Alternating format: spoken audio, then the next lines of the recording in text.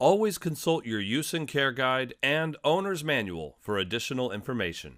So to go in the calibration mode, we'll hit the settings button.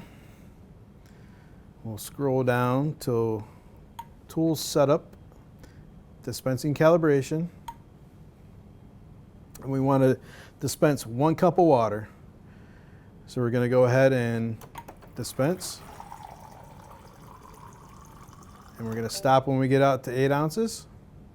And we're going to hit done. And it's going to say calibration complete. We're going to go to our home menu. We're going to find where we have 8 ounces of water here. And when we hit our favorite and hit dispense, it's going to automatically send out 8 ounces of water. And you'll see we're at 8 ounces of water.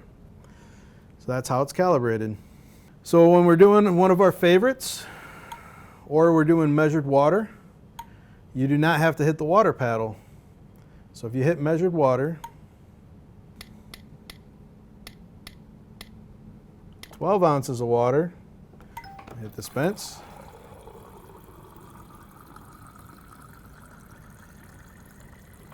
And we hit 12 ounces of water.